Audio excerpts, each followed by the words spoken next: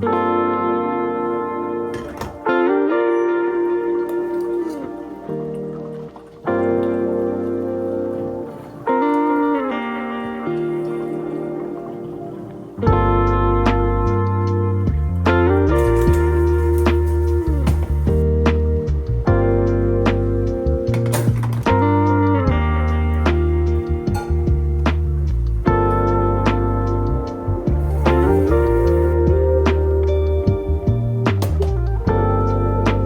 what's up, guys? It is my privilege to be bringing you a conversation with Chance Dillon, author of Mercy, Tears of the Fallen. We recorded the video a couple days ago. I'm giving it to you now, and I just wanted to add this little tidbit at the beginning to tell you if you wait till the end, I'm going to reveal the title of his second book. He's already revealed it on his Instagram or whatever, but if you find yourself here and you want to see what the name of Mercy Book 2 is, stick around for the end. Peace, guys. Enjoy. What's up, fantasy fans? I'm here today with my friend Chance Dillon, author of Mercy, Tears of the Fallen. Got my little art copy right here. How are you doing, Chance? I'm doing swell, Zach. How you doing? Zach or Zachary, by the way? I go by Zach or Zachary. Mainly a lot of times on BookTube I go by Shaye because like my foster family, they had another Zach. So that's why I go by my middle name sometimes, but I go by either or. Okay, roger that. Yeah, I guess I should have asked you that on one of our calls. Oh, no, you're fine. Yeah. So tell me a little bit about yourself, and we're going to get into a chat about Mercy. Yeah. First off, I mean, thanks for having me on, dude. You're the first video review of Mercy, and that needs to be touted and flexed. Hopefully that actually is a flex. I'm Chance. I wrote one book currently. I have a second one that I wrote as well that needs to be polished up, but I'm writing an epic fantasy series, and by day I'm a personal trainer in New York, and by evening I write, and that has been my last few years. I believe maybe total of 2.5, 3 years as I've really picked up writing. I love epic fantasy. I love sci-fi. I love political thrillers, historical fiction. Yeah, those are the primary reads, I think, on my list. My journey in fiction really started with political thrillers, funny enough. But then it transitioned into fantasy, which is a favorite of mine, TV and cinema. So it was a natural transition. So you said you started writing, did you say 2 years ago?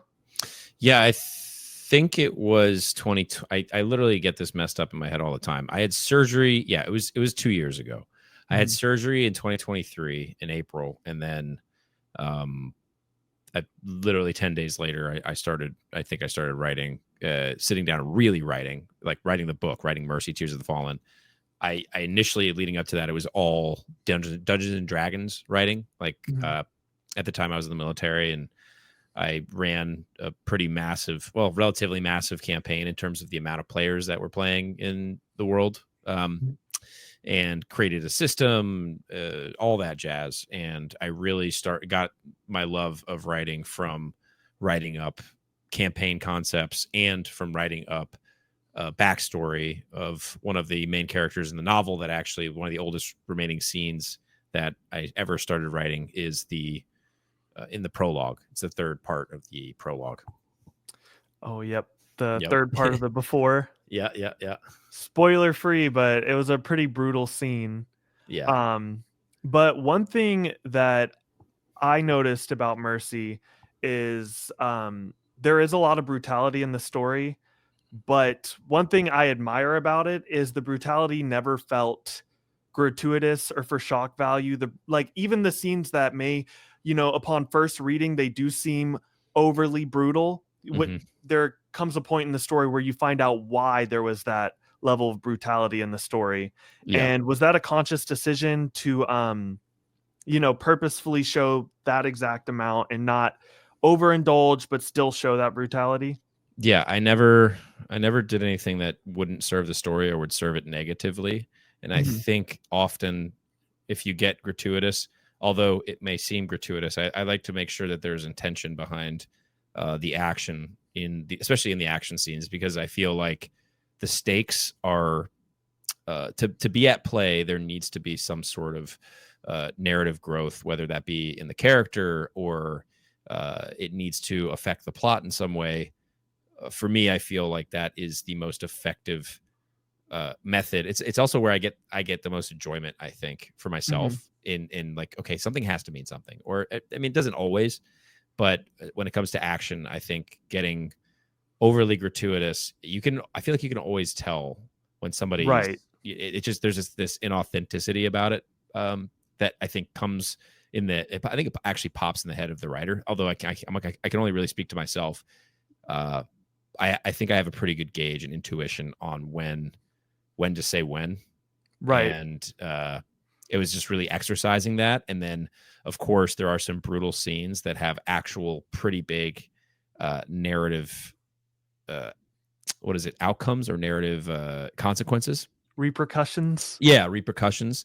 Hmm. And it was more, it was as sick as it sounds, it was more fun to do that. It was more Right. fun discovering and figuring out as it went. So to make a long story short, it was intentional. I may not have known why as I was writing, because I'm a discovery writer at the Hmm. time. But as the story progressed and I got deeper and pulled the layers back myself, the intent showed itself. And Right.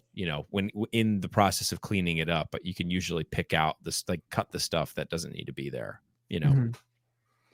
You mentioned that you're a discovery writer. In our text together, you were telling me, actually, I think it was over the phone that we had this conversation, but Rockio states that everyone is a planner, that even if they don't realize it, they're a planner. But Yeah. you kind of took the antithesis of that and said even the ones who think themselves a planner are in a way discovery writing. So Yeah. explain to me where your mindset falls in discovery and how that might have related to your experience with D&D. Yeah. I think I haven't talked to Christopher about that, which is funny enough because we've had, I think, 2 or 3 conversations, either in passing or actually on BookTube. But I actually, his thought process makes sense too. I Mhm. think there is an essence of planning that goes into a discovery writer's head.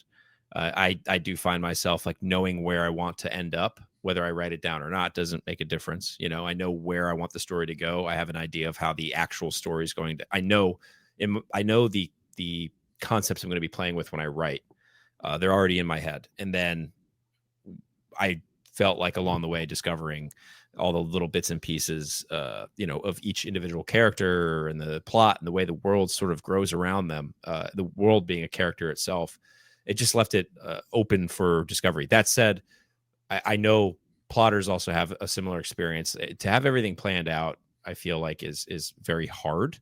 I think there's a lot of things that can be planned out. Maybe for a plotter, it's like 98% of it's planned out, and then 2% is discovered along the way. I don't, I'm making these numbers up, but um, yeah. And when it came to D&D, playing Dungeons and Dragons and DMing Dungeons and Dragons, I felt like it was, if you have the experience as a DM, you know what like railroading your players is like. Mhm. If you get into a campaign, it's no fun to just like put your players into a box and let them go in a direction. Um, and whether or not they know it, you got to make it feel like an authentic journey. You got to make the story come out authentically. And the best way to do that, I felt, was just being open to what they wanted to do. It's easy to say, no, the rules don't allow that. But when you take out the rules and let fun just kind of endure, you find so much more inside of that, that can serve the story just by saying yes. And, that's an old like improv thing. Um, and I did a lot of my DMing. I would plan like, okay, I think this, and this should happen. Maybe we encounter these monsters this time. It's likely that that's going to happen. And so let's, if something else comes up, we'll figure it out on the fly. But I Mhm. wanted to always leave it open to interpretation because I felt like that served the players more and it served the story more, whatever story it was I was trying to tell, whether I knew it or not, you know? But yeah, being discovery, I felt like was always, it just sort of naturally happened that way. There was never intent really to plan when I started setting out to write. I will say, from my own experience, like you told me before that you were a discovery writer, and there are some books where you can tell that they took a discovery, mindset when writing, but I really felt like Mercy had like so many moving pieces that it was impressive that it was a discovery read, because it did feel planned, even though the emotions the characters were feeling felt very much like discovery written, like you were in the lens of the character. But as far as like the plot points coming together, it felt like you had a good solid outline. Yeah. So I think you were very effective in that. Well, thank you. And that really does come down to polishing professional help, like hiring a Mhm. developmental editor, Dave Butler, and then the copy editor, Grace York. Grace York from, I mean, it was Gracie York. Wow, I can't believe I messed that up. From the York Editing Guild. They were both tremendous helps in making the manuscript cleaner and thrive more. There was a ton of iterations of the first book, and plugging things into place, and I do think drafting the second book before going back through my edits with Dave Mhm. did greatly help me get the points that I needed to get across. Like I had to peel back more layers to see where I really knew I wanted things to go. But yeah, it's all about creating the illusion that you got it right the first time. Yeah. Right on. When did you know that you wanted to get that developmental editor? Because there are a lot of indie published authors that don't go that route. So what Mhm. made you kind of form that decision? I think it was the right one to make, but Yeah. what made you, make that call? Initially, I picked out, like, I was just like looking up the querying process, and this probably comes down to my impatience more so than anything. And I looked at the independent publishing space, and there was the reason I wanted to be traditionally published when I first set out. And as I was querying agents, but there was maybe 7 or 8 total that I reached out to. I got back from half of that maybe, and initially it was just, okay, this is what you want because it feels like the right thing to do. It's the natural next step in the process. The more research I did, and the more I realized how much control you can really have as an independent author, like being on your own and just doing it that way. It doesn't necessarily need to be on your own, but um, you know, getting help. I reached out to Dave once I found out that he was available for freelance work, because I knew that really genuinely I knew that he worked with Chris Verrocchio, and I was like, okay, I love Chris Verrocchio's books.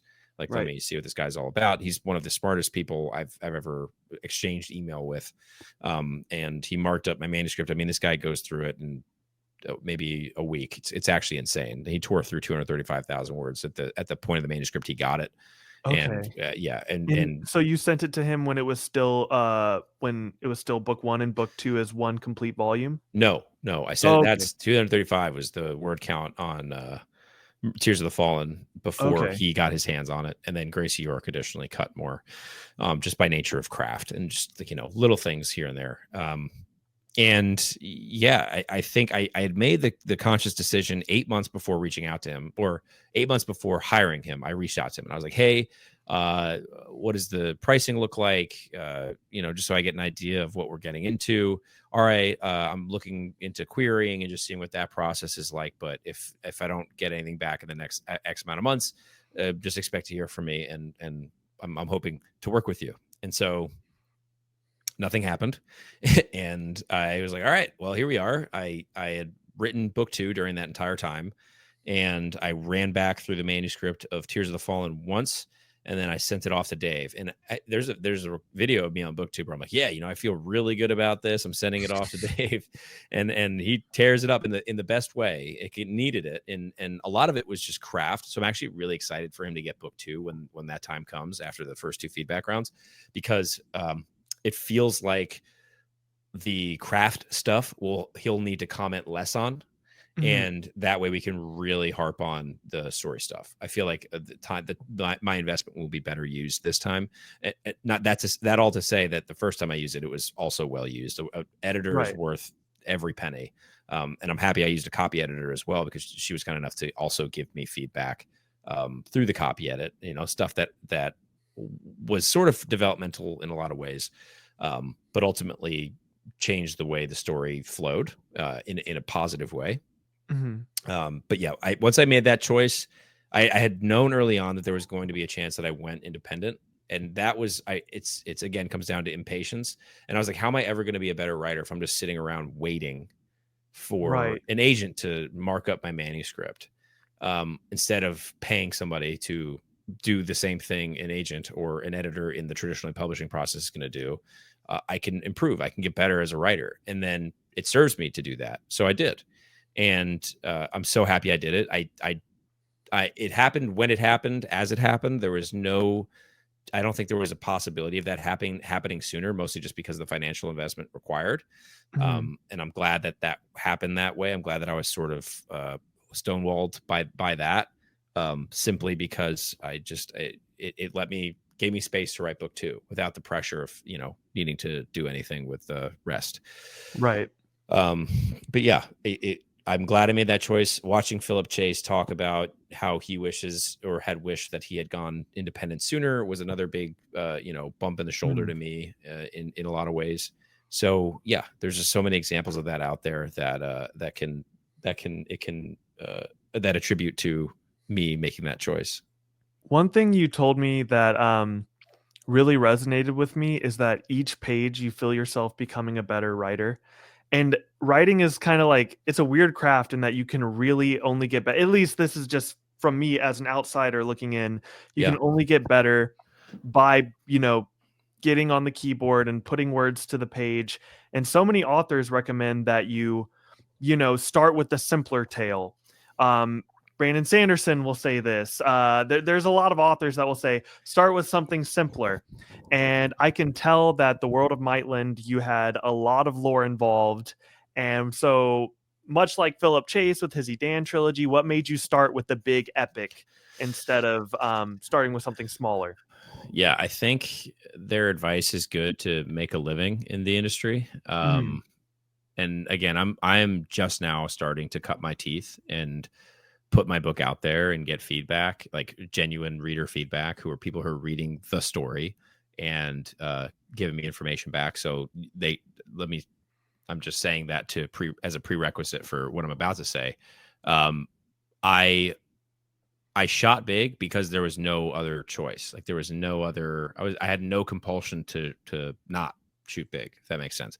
Mhm. My compulsion was towards the big story of Maitland. I had no intention or word count idea or concept when I first set out to start writing Alavist's story, and it was just that, and that was going to be it. And then I was going to play D&D with him, and it was going to settle, and that was it. And then I discovered all these characters in that scene that I needed to explore, and then they just sort of started to kind of unravel themselves into what became the story. Um, and yeah, shooting big was really the only choice, and big, I guess, is relative. It's all these people's advice that you're talking about are people that I listened to when I was learning how to write. It never occurred to me that I should or could do anything else, like in terms Mhm. of what I wanted to tell. This is the story I wanted to read, and Right. therefore it was the story that I ended up writing. And there was no consideration that starting small was going to serve me better than just writing more. Right. Mhm. I could have written 10 pages and really honed in on those 10 pages 2,000 times, or you can write 800 pages and then you can figure out run through them 8 or 10 times, and you're going to learn either way. Mhm. My route that I chose was the bigger project, the bigger story, because that's the one that needed to be told. Out of curiosity, why was this section of Alavist's story the part that was calling to you? And I also, just personal question here. I was wondering. I know that you role played Alavist prior to this book. Was most of that role playing prior to the events of Mercy? Because I heard you talking on I Samwise's interview, and kind of your sales pitch for Alavist is like Aragorn, who has suffered a tremendous amount of loss. Yeah. So I'm very interested in where the role playing for Alavist was and why you decided to start his like the point in his life that Mercy picks up on, like why you decided to start there in terms of where you would begin the series and just yeah. Yeah, I don't want to downplay Aragorn's suffering. I'm sure that guy lost a ton in the way that he was told through Tolkien. Mhm. But yes, what if Aragorn lost everything after the war for the One Ring and he became king? Um, Now Alavis chooses to not become king, and there's stuff that happens after that, and it picked up there when I was role playing him. It was after that. It was Okay. vengeance, and it was finding who did this. Mm. So I didn't really get all the answers through playing Dungeons and Dragons that way. I got more of the answers sitting down on the chair and working through the project. And then the enemies, showed themselves. The villains came to fruition in that way. Starting it there, it just allowed me to ask a lot of questions. Who did this to him and why? And if you ask those two simple questions, it's like, okay, well, we know what happened. Why did it happen? And then all the people around him. Why was it important? Why? Essentially, just asking yourself why, and it unraveled from there. And I initially set out to tell a story of two characters. My goal when I first actually started writing, I didn't say this in Sam's my conversation with Sam, but my initial goal when I set out writing was actually to do an Eravane Alavist back to back, just like one POV to the other. Um, Taking, I think the same timeline would have occurred. The 30 some odd years that take place Mhm. between the start of the story and the actual start of the story, if that makes sense. Right. Uh, and so I knew I had the other character to work on and to also explore through him. And his Right. story was that of an alcoholic. And let's start on, which is also another character I play. The alcoholic paladin is like my go-to. That is not an understatement. I know we're playing D&D in a week or two here, but that was the goal. Was like, okay, I want to make somebody who was the paragon of all things uh, to themselves and to the people around them, and I want to strip them of everything they thought they knew, and Mhm. let's just let them play and let them run and see what happens.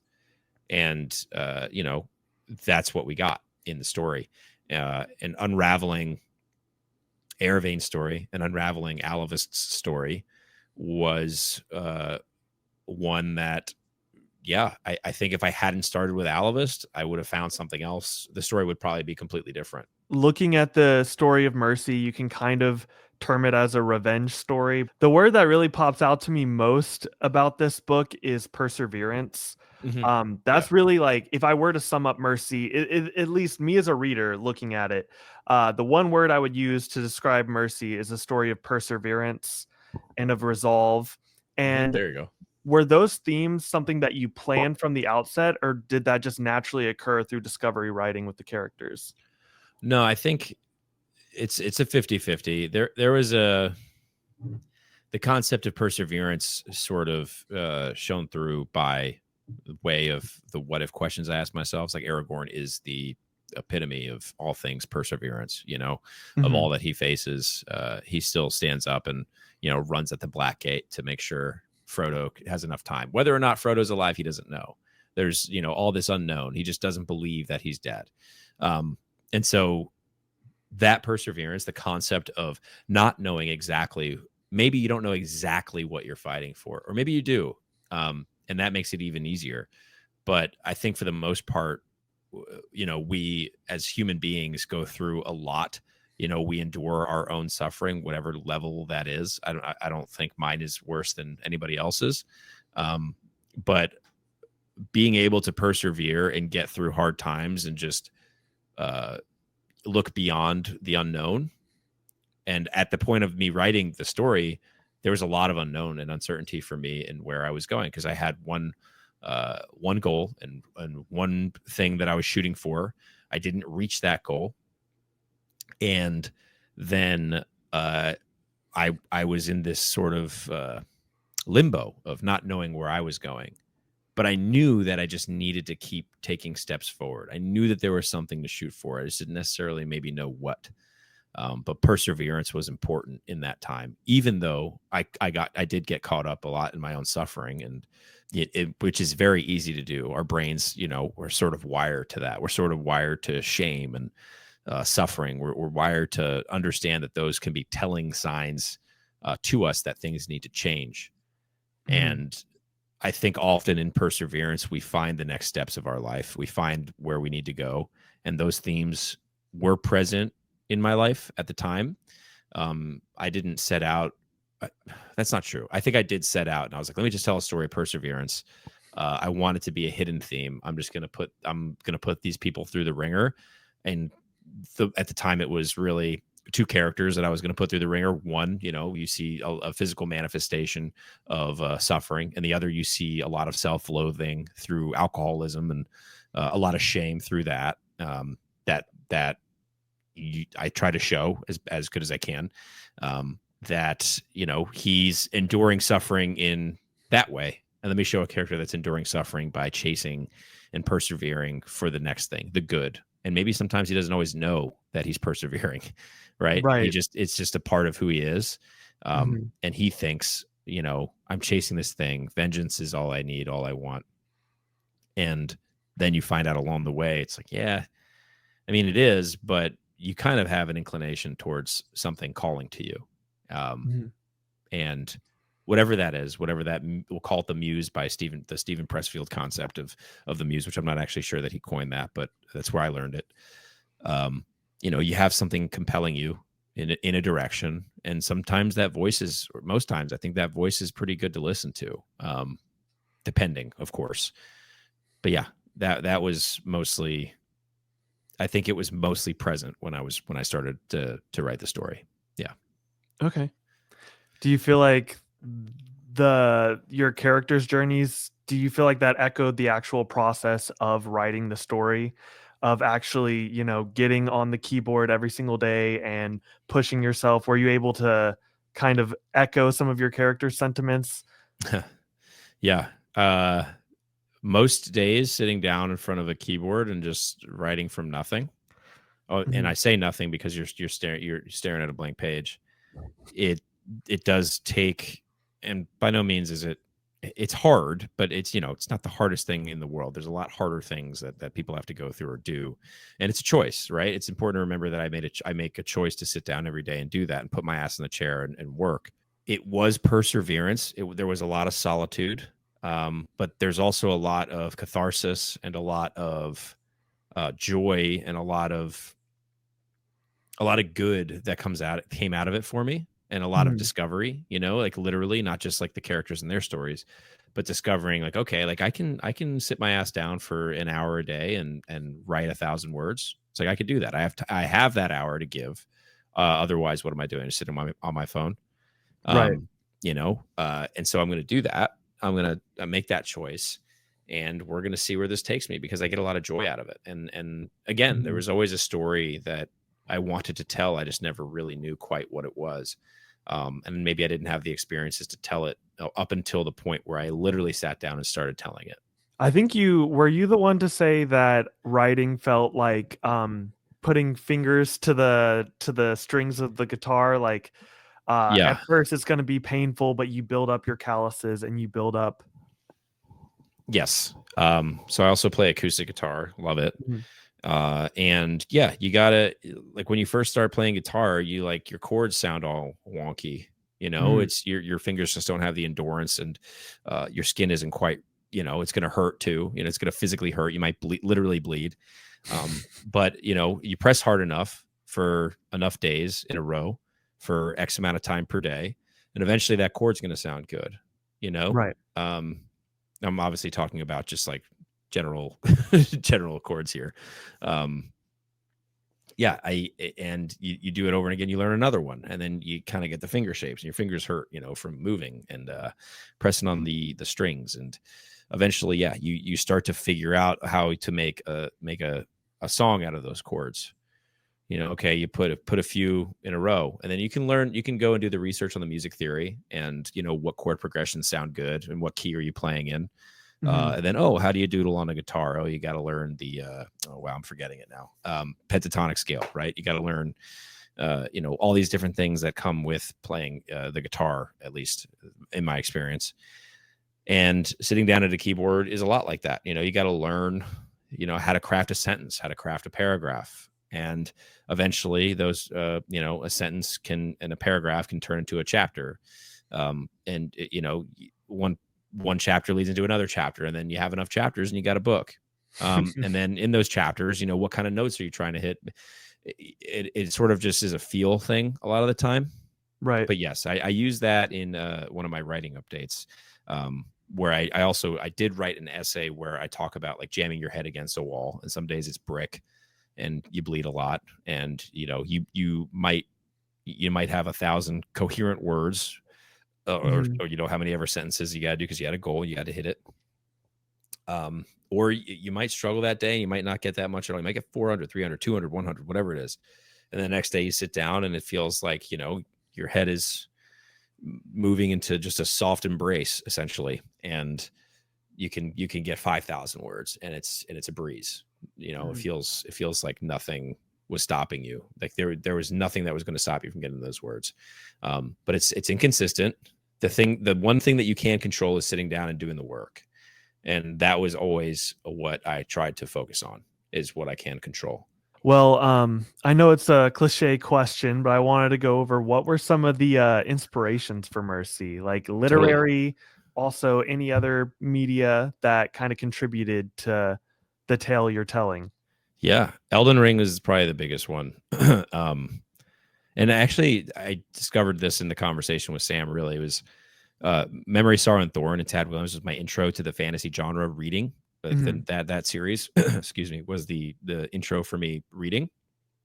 And so that, and of course Maetlynd, like I love the concept of being thrown into a narrative and not really having a grasp of where you are, and just kind of picking up a book and then knowing that the author is trusting me is kind of cool.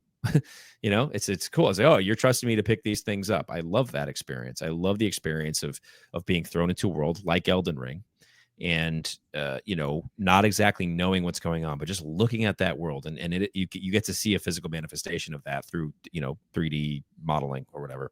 And you see this beautiful landscape. You see the tattered remnants of some sort of ruin. You see all these things lying around, these monsters. One of the first things you see is a guy just rolling up on a giant horse, in the middle of a field. You're like, why the heck is this guy here?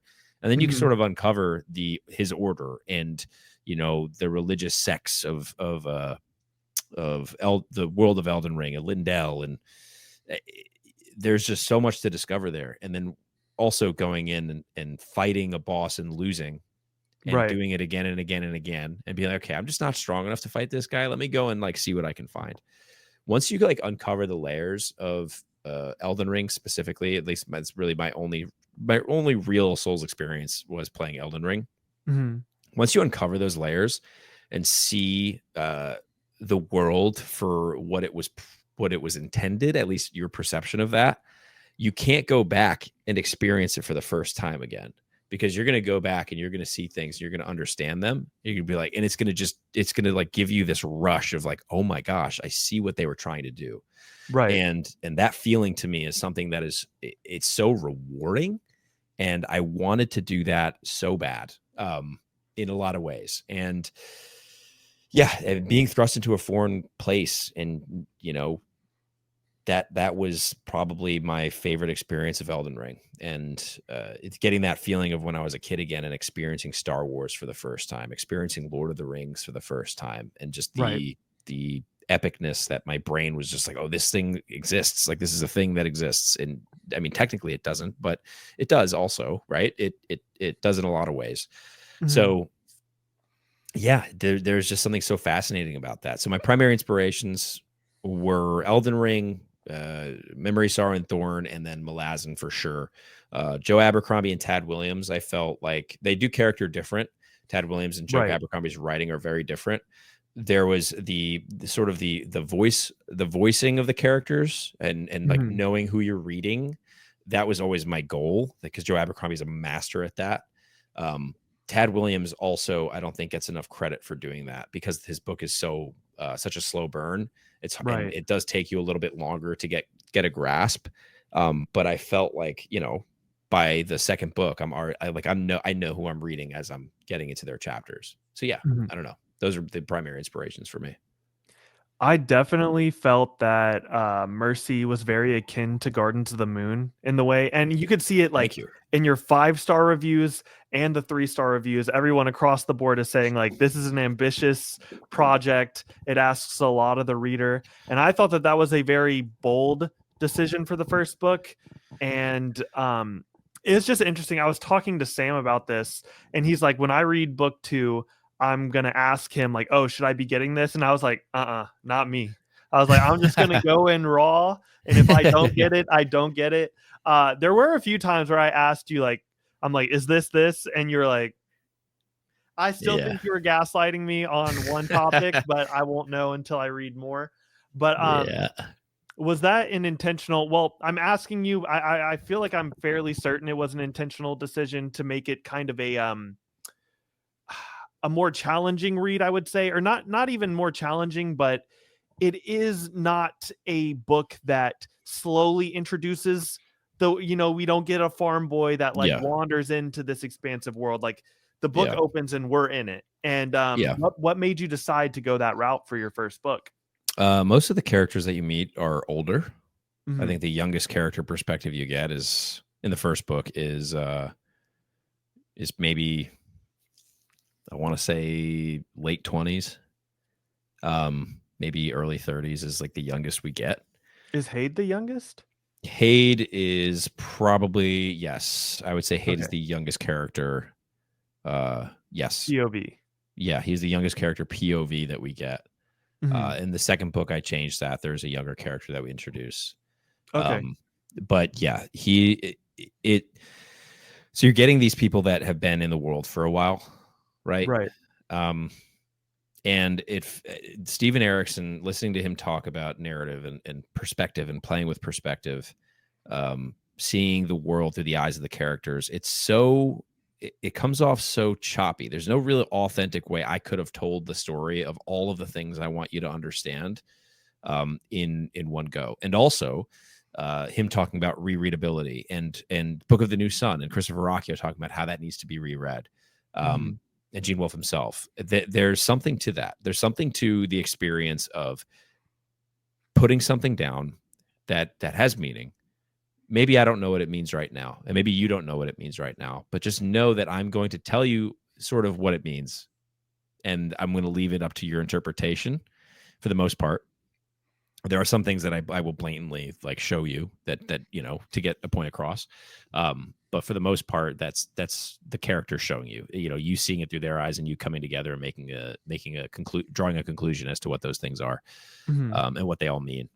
There's a lot of things in the early parts of book one, a lot of concepts, a lot of names thrown. And a part of that is I wanted the world to feel foreign. A part of it is definitely, I'd say a small percentage is like, hey, you know what? Like, my world building, I don't want to spoon feed anybody. Mhm. That was a big thing. I didn't want lorddoms. I didn't want people to feel like they were their hands were being held. Right. Mostly because I don't really like that feeling. I don't like the feeling of just being put into a world and being told everything for the most part. And this isn't talking bad about writers that do that. I know that there's an audience, a massive audience that loves that. Right. It's just not particularly the story that I'm always interested in. Will I Mhm. read a story like that? Absolutely. I will, and I will still get a lot of enjoyment out of that. But for the most part, the intention was always to I want to give you're going to be in a foreign land. You're going to be in a foreign land. That's the intention. Mhm. It's not I'm going to confuse you with a bunch of terms. It's you're in a place that you're unfamiliar with, and Yeah. that was an intention for sure. And so throughout the story, I'm going to make sure to scatter a bit of information here, a bit of information there. That sort of makes it feel like it comes together. And then also, there's through the process and through understanding my world more, there's a bit of blindness that comes with the process. I have so much familiarity with all these things, And each time you go through it, you're like, is that enough for them to be to feel grounded?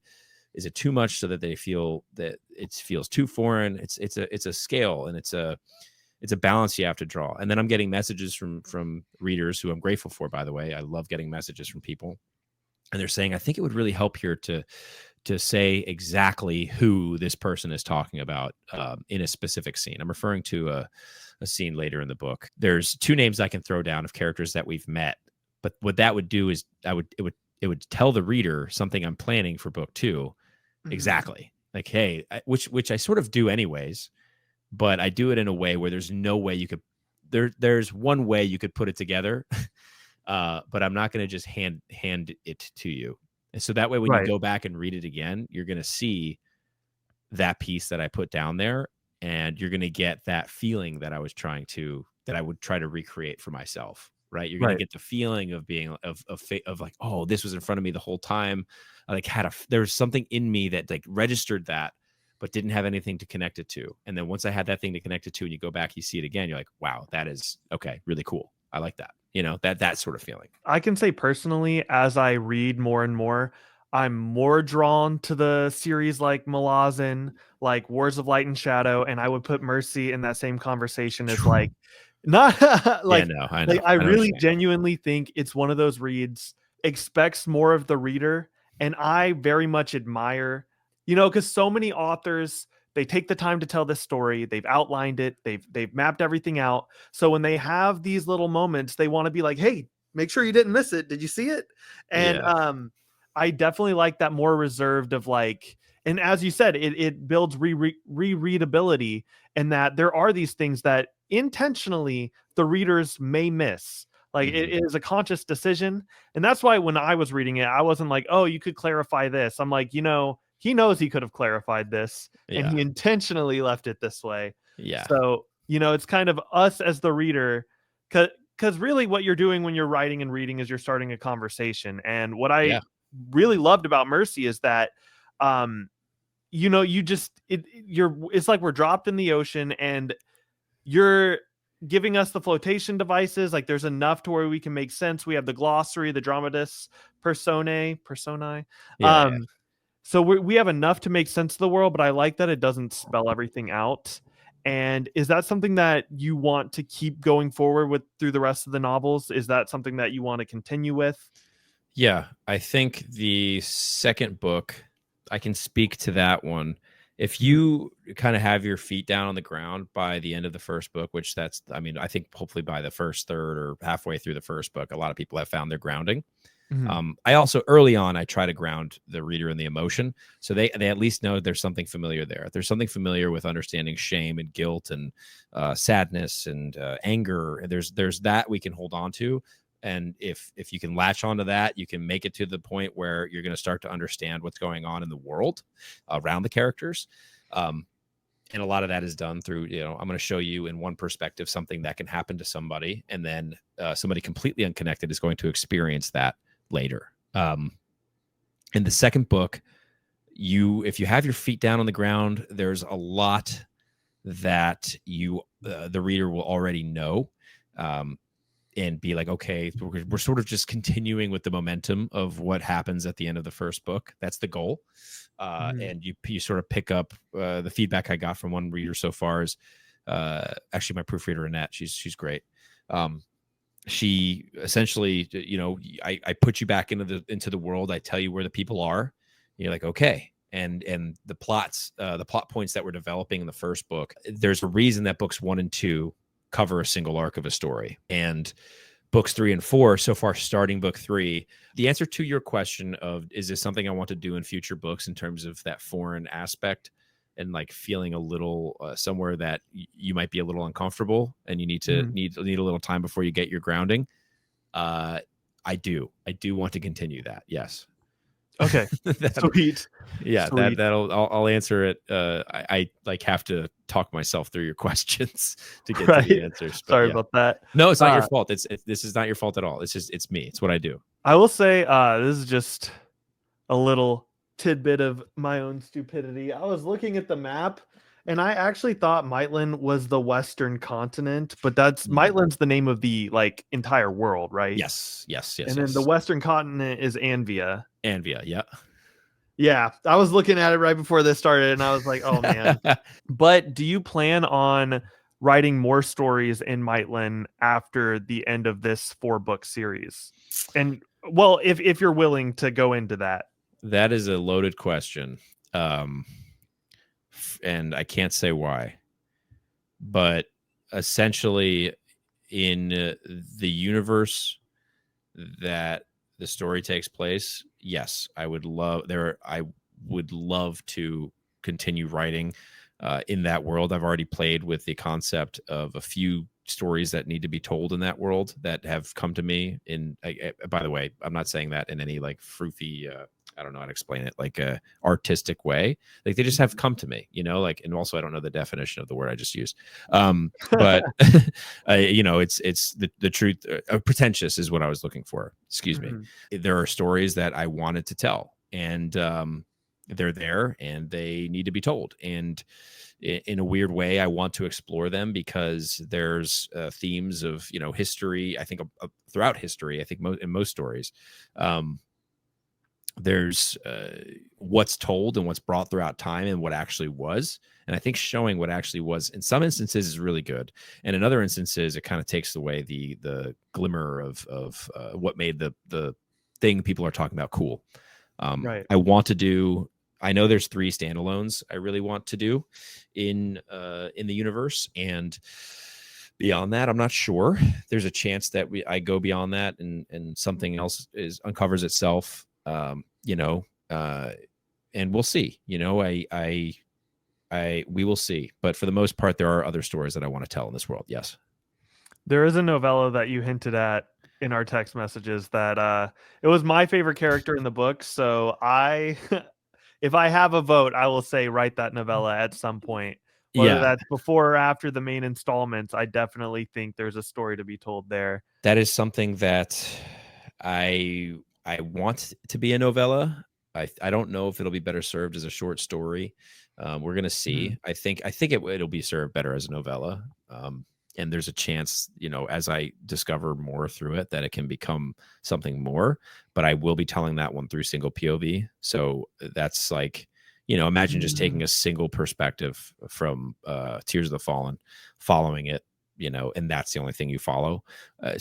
By the way, I think I'm so impressed by writers who are able to write such long and purposeful first person narratives.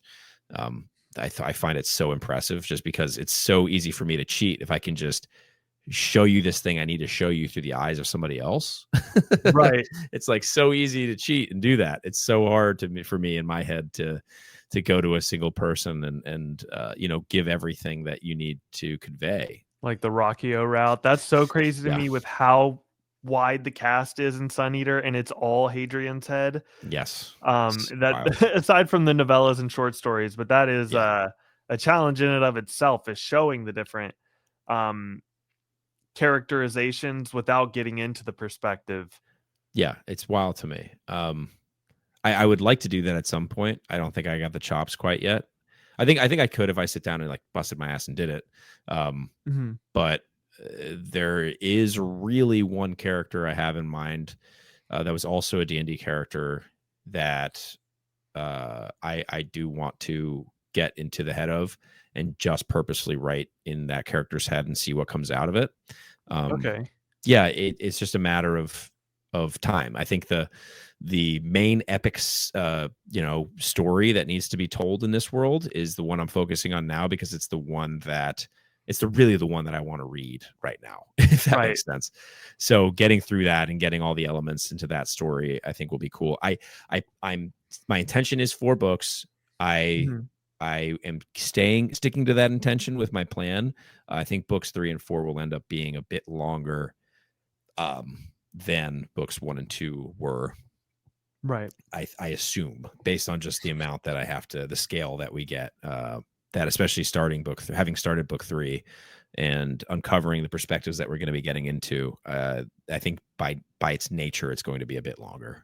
Do you feel like going back to, you said with each page you feel like you become a better author. Hmm. Um, and you touched on it briefly when you were talking about your developmental editor. You're able to fine tune more stuff because the actual your craft has gotten better.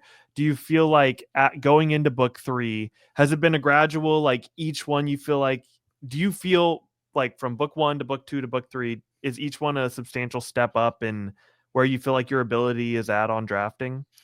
Yes. So I'm fortunate I only did one draft of book two Mhm. before getting a developmental editor, because if I did more, I felt like I it's not a waste of time, but uh I having had an editor and then going back into the second draft of book two, it just helped me tremendously with what I was like. I knew exactly what to look for the most part. I got essentially like a master's thesis on how to write my story properly by Dave Butler. Like he just did it in how many, again, like a week. And it was so helpful to go back into book two, knowing all of that and having all that information.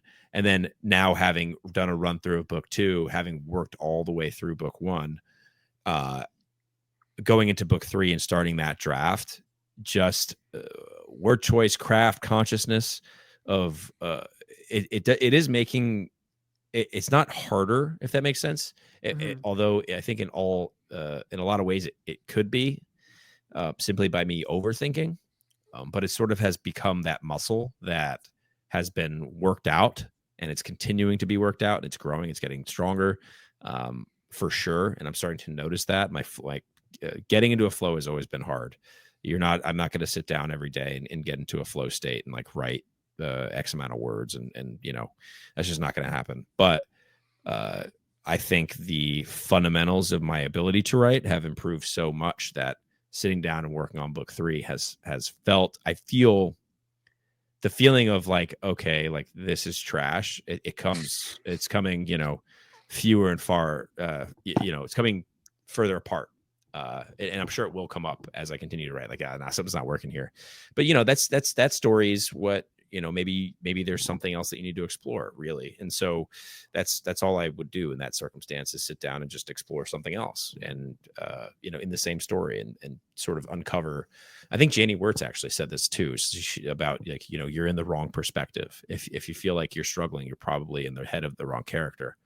So Mm. get into the head of a character, in that scene that feels right. Try and see what comes out of it, and you can discover a lot that way. And the multi POV, again, that's, I think, if I were writing a single POV story, I probably would exercise that same way and write a whole perspective that I'm not going to use in the book, just to maybe uncover some things that I needed to uncover. I think that based on having this story being multi POV, that just seems like the most effective use of in terms of my ability to write. That's probably how I would exercise it. Were there any perspectives in Mercy that you maybe wrote a scene from, or you kind of explored their mindset, but we didn't get it in the final version of the book? Um, the entire Blood Rebellion short story, Mhm. with the exception of like the first bit, was a chapter. It was a flashback chapter. It was like chapter 5 or 6 in the first like early drafts of Tears of the Fallen. Mhm. Um, and I cut it, and I was like, okay, let me use this. There was a perspective flashback, which I still have sitting on my drive somewhere, where there's a conversation between an artisan and one of the main characters that I also cut before the reckoning. Um, whose head that whose head I took a while to get into, that wasn't in the early drafts, that is in the final drafts, is Marin.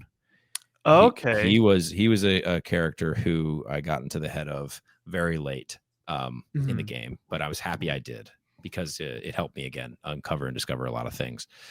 I'm trying to think if there's anyone in particular that didn't make it.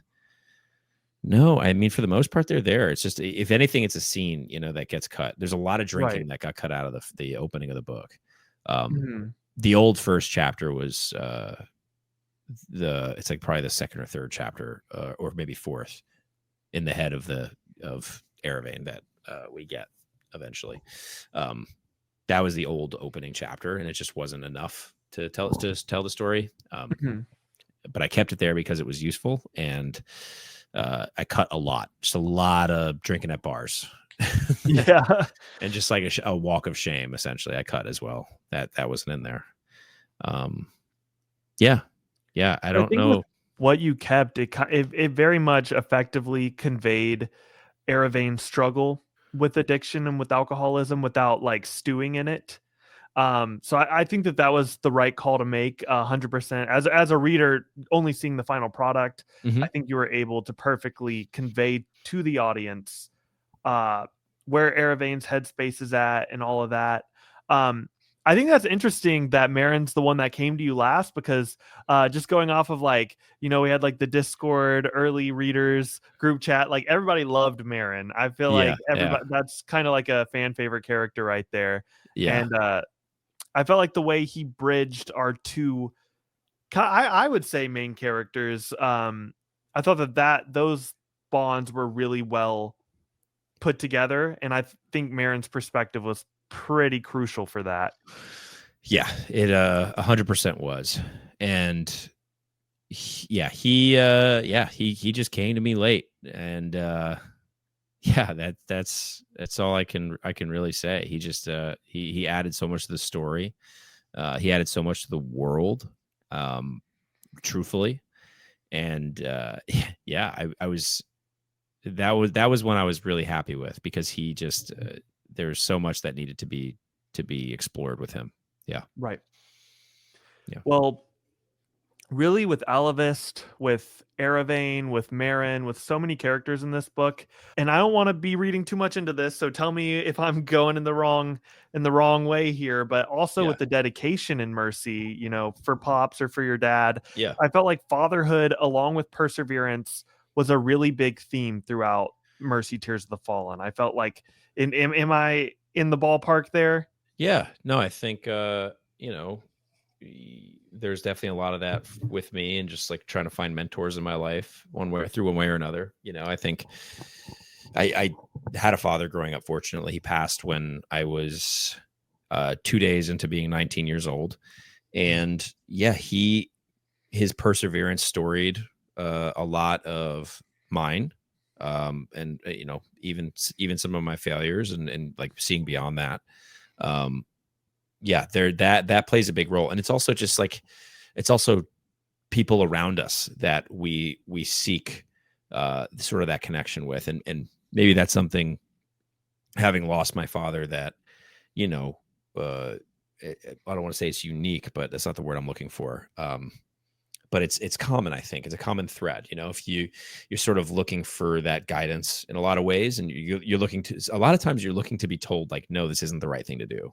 Mhm. Like, you're looking to be thrown a barrier, because you need to figure that out, because we are so prone to just throw our heads into walls and hurt ourselves, um, both physically and emotionally. We put ourselves into places where, again, this is my experience, where you do stupid things, and the only way you learn is by doing it, and then realizing that that wasn't the thing you needed to do. But sometimes you do them over and over again, and you're like, oh wait, like, no one's telling me I shouldn't do this, but Mhm. should I be? And you start asking yourself that question. But a lot of that is remedied by having, that, again, my father, and as a masculine figure, is telling me no, like, that's a stupid thing. Don't do that. And stepping in the way, or stepping in the way of perhaps my mother, and being like, no, let him hurt himself. Like, he's going to figure it out, Mhm. So yeah, I think that definitely played a big role in some of the storylines, in terms of like father figure. It's definitely important there, because we do experience some characters that didn't have that guidance, and then we have Right. characters who did have that guidance. We actually, I don't want to dive too much into it, because it's Alavist's backstory. We don't really know much about Alavist's backstory, Mhm. with the exception of what we get early on. But before that, we don't really have much. But that is something that I've also dove into myself and explored in some ways. Uh, Mhm. and perhaps there's a story to be told there. I think the mystery behind it is, it's one of those things that maybe it's cooler that it's a mystery. I don't know. Right. But there's that theme is consistent with him as well. And then you also see it with Hayden Nira. They don't they I guess I just did it a lot. just sort of came up a lot, and This is just from an outside perspective. I feel like your own personal struggles and your life experience contributed a lot to Aravane's voice within the narrative. And I do see trickles of what you're talking about also echoed through Hayde's POV. And I'm wondering which perspectives kind of came easier to you that you found yourself more of yourself in, and which, took a little bit longer. I mean, I know we already discussed Marin's was one of the last POVs yeah. you found yourself in, but just overall, which ones you were able to echo your own life experience through, and which presented a little bit more of a challenge? That's a great question. I like how you picked the two like drunkards for the most part as No, the no, ones that no. I'm most related to. I'm messing with you. I mean, there was some parts of my life where I felt like maybe that was something that I needed to start controlling. So for Wait, is me, Hayde a drunkard? no, but there's a scene where he's Oh, right. absolutely hammered. And when we meet Aravane, he's waking up from being hammered, Schlock, really. so to speak. Yeah, exactly. Yeah. So I mean, those were fun to write because I feel like just the bolstering confidence you have when at least I've had sometimes when I'm drunk, I'm just like, oh, I can handle all this, like I'll be fine, and then like 2 seconds later you're throwing up. But Hayde came really easy just because his outlook of I don't necessarily think that he takes a lot of things serious, but there are parts of him that do. He takes his role in life and in Nira's life very seriously. And there are, I think Hayde is probably there's the biggest, I have sort of like the biggest empathetic draw to, just in terms of, I think like the most like outward parts of myself are inside of Hayde. Airvane, I think the inner voice and a lot of like the how we look at ourselves typically can be found in there. I think Viala was surprisingly easy. I was kind of nervous because it's you're writing a female character and you're like you don't want to do it incorrectly. You want to make sure that it's done well and done justice, and you want to make sure that there's strength in not by the typical phrase of what people think of when they think of strength. I think too often we only associate masculinity and strength. I think there's a lot of strength and femininity as well. And I tried to make sure I got that across with Viala about as much as I possibly could. I grew up, I had a sister and a mother who were very, there's a character like my mother in the second book that you'll meet. There's so much strength there to be explored. And I was able to experience that in my life through them. And so I felt like I did a decent job with that. So she was relatively easy to write in a lot of ways. There were parts of her that were hard, just in terms of getting feedback. I'd be like, okay, like I just need to make these adjustments. These are just things that maybe I didn't know and I didn't fully understand. Salismere was surprisingly easy. That's That's the nuanced perspective right there, though. I yeah, very much enjoyed Salismere. I thought yeah, there's a lot of depth there. yeah. He was surprisingly easy. I felt like his character just had so much to explore in his and that being a fact, it was just easy to kind of sit there and write him. Alavis perspective, it's hard to not make him a flat character. It was hard to give him an arc. It wasn't hard to necessarily write his perspective and his view of things. That was easy. His making sure that there's I didn't want him to be a flat character, and if he was, I think he's the closest to a flat character we get in the story. But maybe I'm wrong there. I think you're being a little self-critical on that one. Well, I by the really way, can't. Huh? I don't want to interrupt you, but I don't mean it's a negative thing that he's a flat character. I think Okay. I think you can write a flat character and it be a good experience, a positive experience. I think that he changes a lot in not so much his perspective because he's lived so much life. Right. He changes a lot in his acceptance. I think throughout the story, and then we have Kythos. Kythos was also surprisingly easy, which is disturbing to think about in so many ways. We're trying without giving anything away. I think I think just for me to get into the heads of these characters, it was just more like sort of like an acting exercise.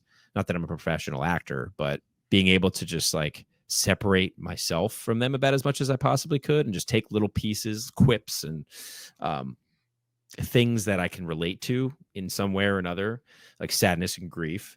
I can relate to that, but maybe I don't necessarily relate to, the sort of the selfishness that comes with that sort of character. Yeah, I don't know. I think the characters I was most surprised by that were easy, I think was Salazmir. I think that was probably the most interesting.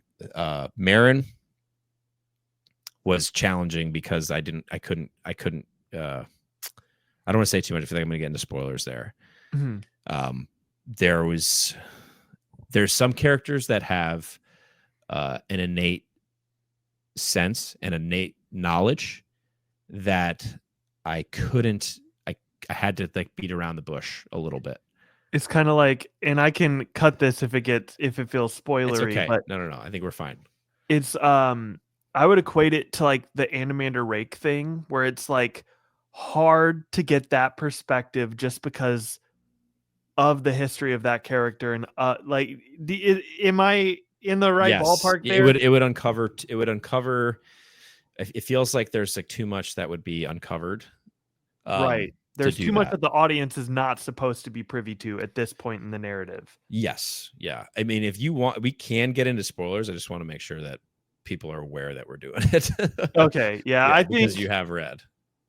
I think I want to wait till probably like around the time, if you're not sick of talking to me. No, dude, not at all. Around when the book releases. Okay. Yeah. Totally. That is June 20th, correct? July 20th. 50 some odd days. You're good, dude. Yeah. 50 some odd days out. Yeah. I mean, you read it 3 months early. So yeah, you're less focused on those dates whenever you have the connection. You have access to it. Yeah, exactly. But yeah, I say let's because I kind of want to have like a whole spoilery discussion at that point.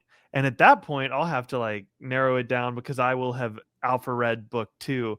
It's gonna be a whole thing. But I want to have that discussion at a later point because there's a lot of different scenes I want to discuss, and I may have to go back and reread it.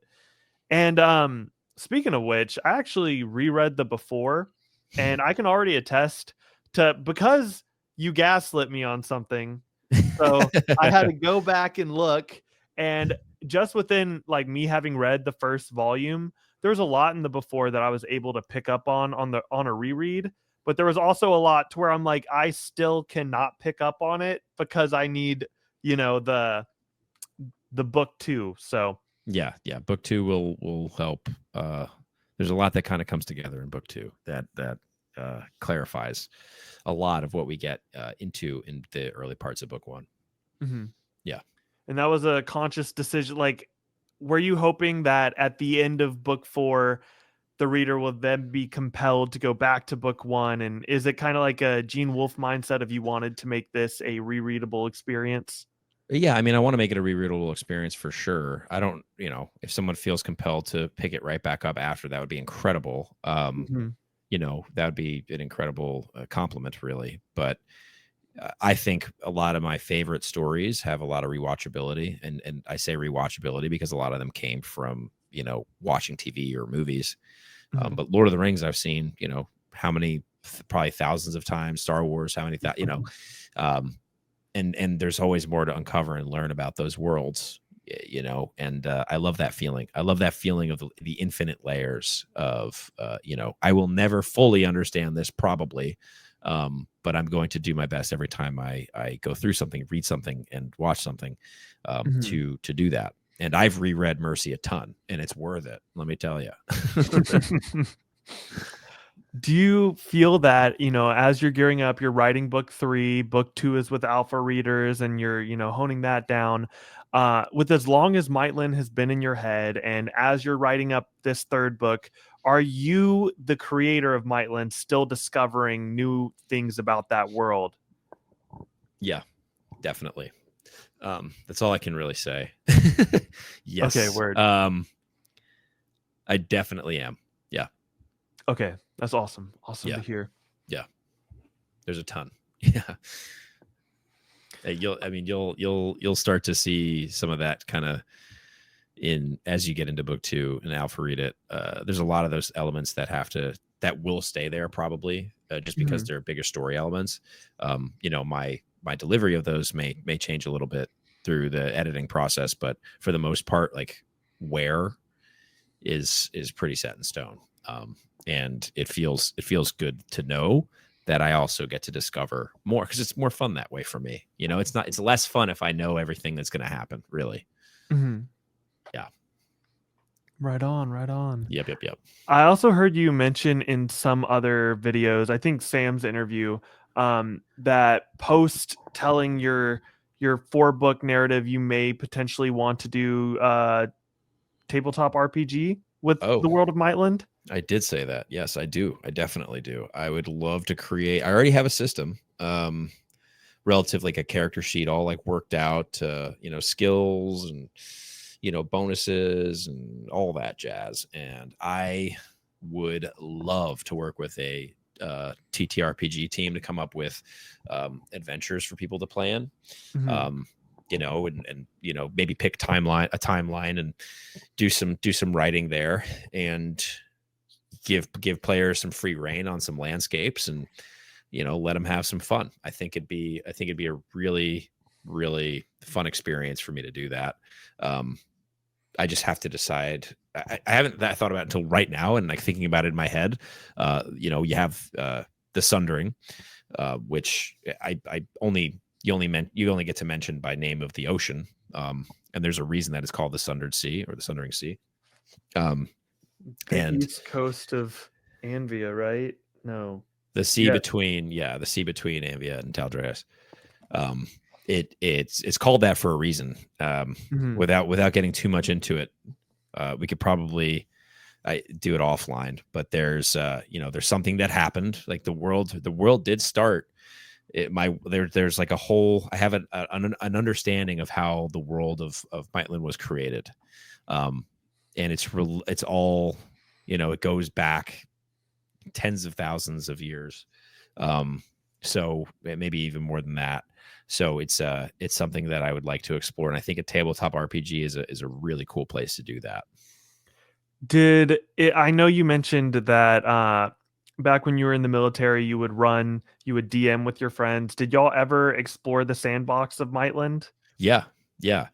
I had 2 tables of 8 people, so 16 people, and a co-DM to help me, which Mhm. was nice. But my goal was to, like, I started one on Anvia and the other on Taldreas, so I got to explore a little bit of some of the places that you see, um, in Tears of the Fallen and in book 2.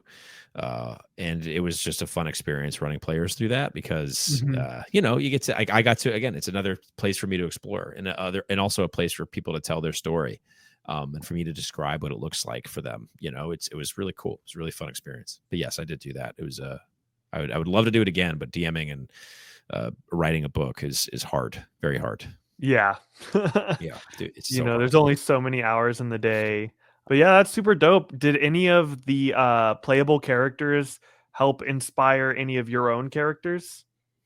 Yeah, actually, in my acknowledgments, I acknowledged my buddy Hayden, Mhm. he had a character named Hayde 6, which is a kind of a play on Destiny. The character Cade 6. Hayde, the name and sort of the a lot of it did come from me and my experience, but just some of the stuff that the character goes through in the big world stuff. Yeah, discovering that through him playing that. Hayde was a Dungeons and Dragons character, at its core. Mhm.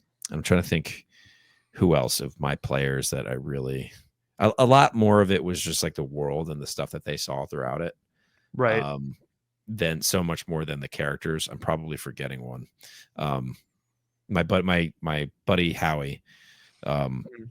he made, well, it wasn't called a Sildrai at the time. It was called, well, it still is technically it's more of a a name you would say to insult a Sildurai, but a drowned, which he was one of those characters. So Stiven is loosely based on my buddy Howie and his character, mostly his arc, and the that would probably be all I can say. Yeah. How about you, dude? How about your journey and everything that you're experiencing now? Oh, the interviewer has become interviewee. Yes. So right now I'm just working on that audiobook project I've spoken about. I Yeah. mean, I've told you what it is, but I Yeah. haven't told like my channel what Yeah. I it won't say is. anything. Yeah. So It's I've been dope. working on that, That's all I'll and say. then just trying to get some of my reads in order so I can start alpha reading book 2 of Mercy. That's going to be my main thing. You want feedback by June 5th, June 10th, right? Yeah, in that range it'd be ideal. Again, like yeah, I understand.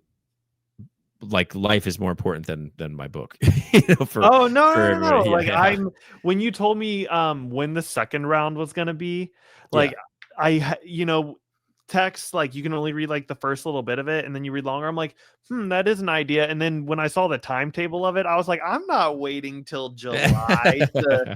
get back into this. I was like, I'd rather just finish Warhost to Vastmark and dive right into this. And I've got like 200 pages left. It should Okay, be. yeah, yeah. Yeah, I mean, I'll be definitely like one of the last ones. Like, oh, I'm here. You're Stop the good. bus. You're But good. I'm definitely gonna That's finish funny. that. Yeah. Yeah, man. Whenever you get it to me, it'll be helpful. My goal is, if I have that feedback back by then, I'll be able to get to deliver the manuscript to the bigger alpha reading group for book 2 by July 15th. I'm sending out an email. My goal is June 1st. I already have the form ready to go. All the people that signed my ARC form and said that they wanted to alpha read book 2 will be getting that version. In terms of, I have to go through, they're going to answer the questions on the form, and then I'm going to pick. I don't know if I'm going to limit the slots. I might limit it to anywhere between 20 and 30 because there were a lot of people that were interested.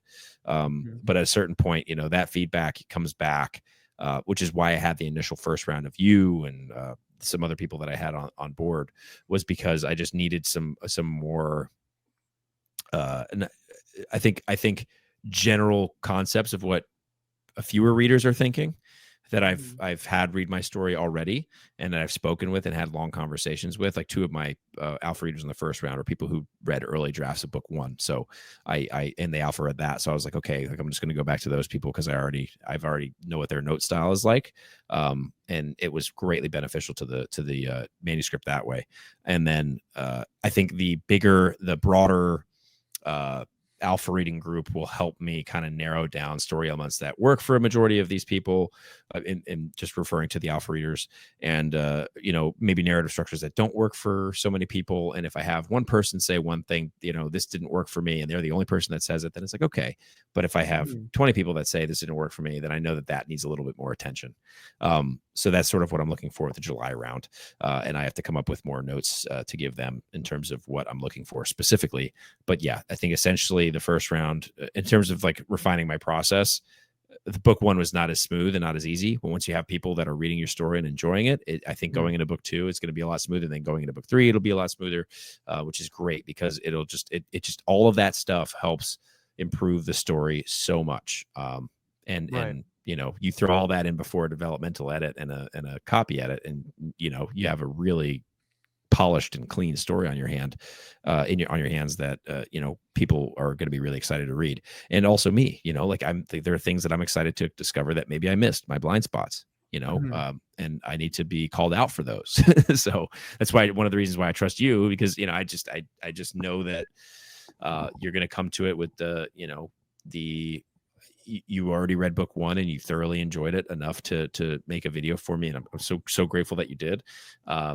And so you being able to sit down and leave notes it'll be great. It'll be very helpful for me.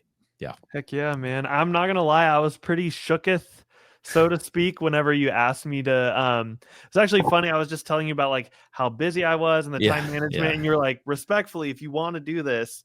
But like I remember following your journey well before I had my own channel, and my channel is still relatively new. It's still in its infancy, so I kind of had a little bit of imposter syndrome. I was like, oh, I'm gonna get it early, but yeah, no, dude, I'm still so hyped and very grateful to get it this soon because staying spoiler free, the ending of book 1 would be something that would very much trigger me if I had to wait a whole year. Not that like it's satisfying. It's a satisfying ending for anybody who's watching who has not read Mercy, but it is one where you are like really wanting to dive right into book 2, which was probably intentional. But yeah, I'm pretty hyped to get that second book. I mean, I get it, I have it, but Yeah. get the Yeah. time to sit down and explore it.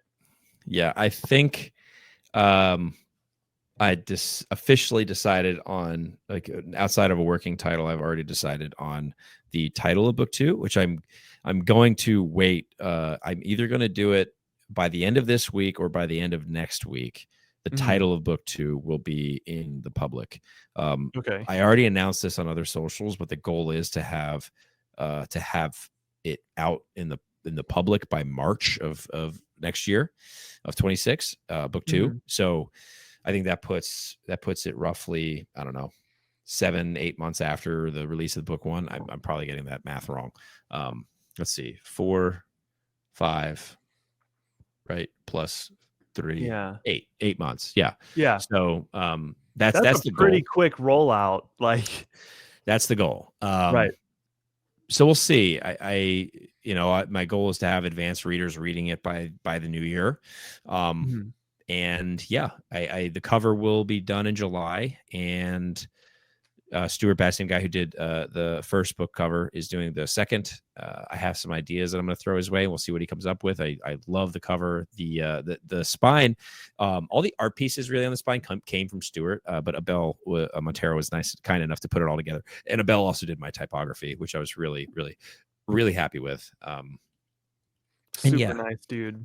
Yeah, it's slowly rolling out the stuff for book 2. I think is going to be fun also for not just, I think it'll be fun for the alpha readers too, the people who are getting to experience it early.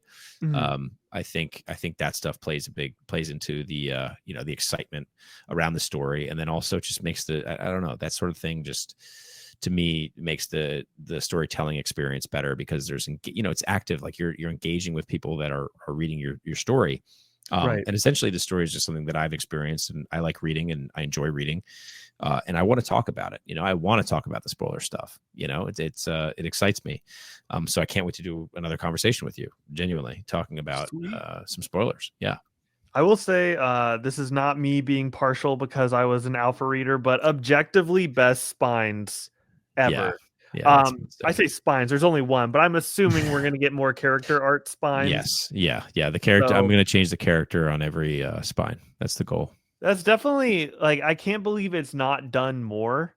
Yeah. And I think it's such a baller move, because when you it's just going to be dope seeing that on the shelf, is like all these different characters on the spines. Yeah. And having the knowledge of the book and seeing that, I think it's just a very dope aesthetic, and I applaud it. Yeah. Thank you. That, the character concept came from actually what I wanted on the cover, but it just didn't work on the cover, and so transitioning to the spine felt like the next appropriate step. And I'm really looking forward to book 2s. I know I told you one thing, but I'm still in the middle between the two characters I think I mentioned to you.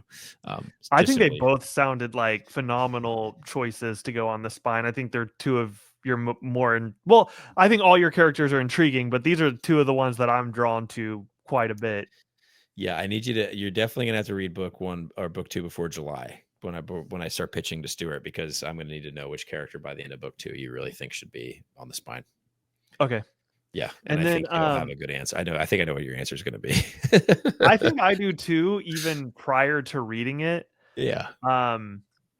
But before we end the conversation, I wanted to touch up on the poem, or the song, I guess you included. Yeah, poem. Yeah, book. Contemporary poem. Yep. Right. The Life is Easy. Yes. I wanted to kind of pick your brain about like what inspired you to include this contemporary poem at the end of this epic fantasy novel. something out of verse and very much thematically tied to the novel. Yeah. So what made you come to that decision? And will we see more poems in future books? Yeah, I think I'm gonna do that with every book, and I don't know that one. Just it had come to me, and again, I'm trying not to say that in a pretentious way. Like I'm not. I'm not. My mind just kind of works that way.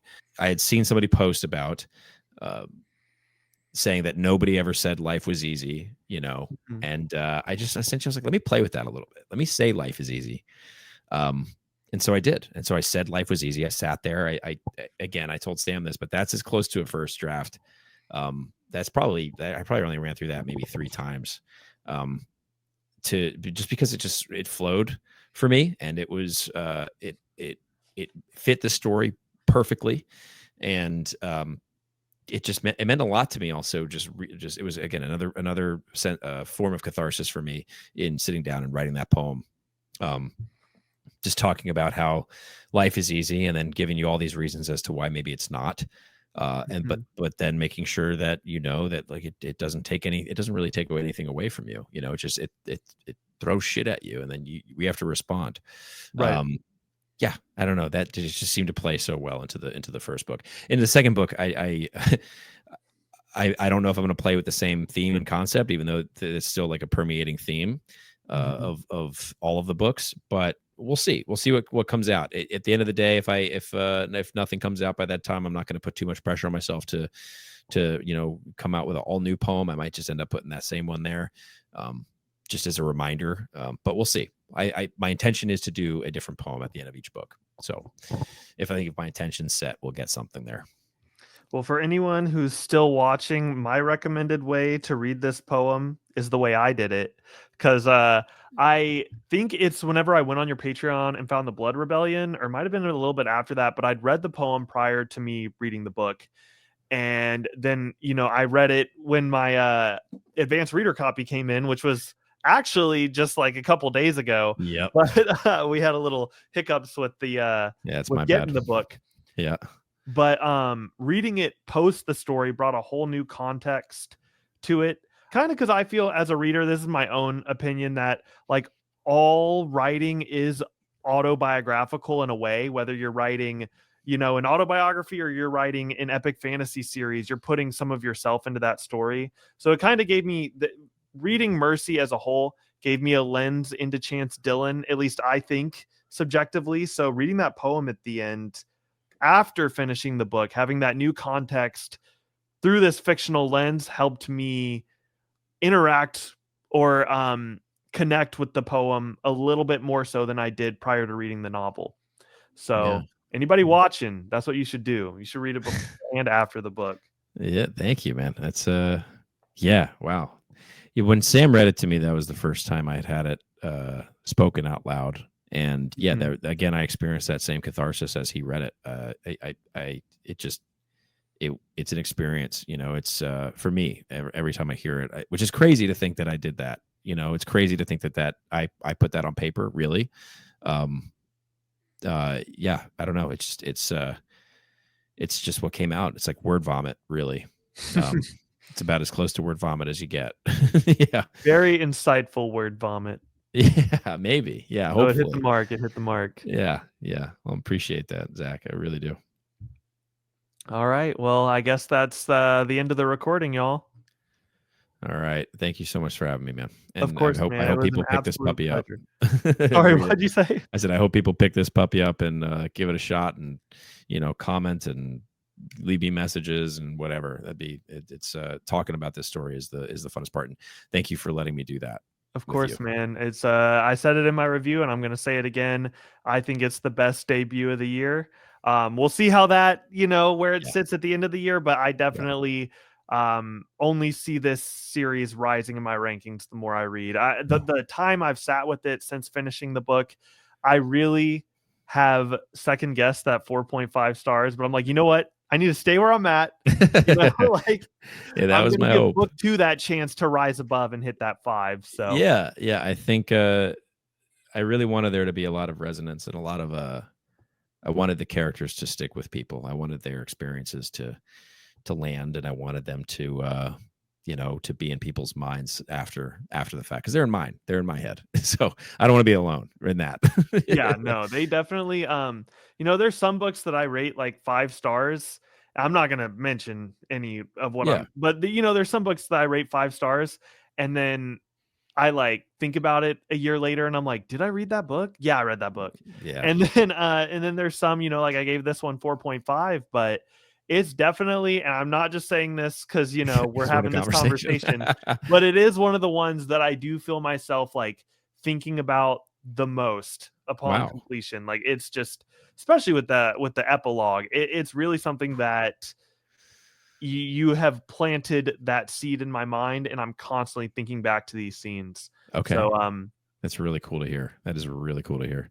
And they mess that epilogue messes with me too. There's like a lot of I don't know. There's a lot of inference, a lot of I don't know. You can make a lot of draw a lot of conclusions as to, you want to talk about suffering. I think that epilogue is kind of like a unique look at that. You know, but I don't want to say anything more. That could be the spoiler talk.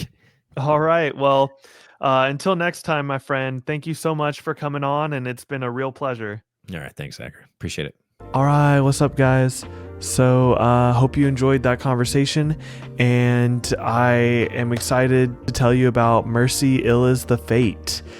Big thank you to Chance Dillon for your time and for putting the work in and getting this book out to us. And I applaud you on this first book, and I can't wait to read the second one.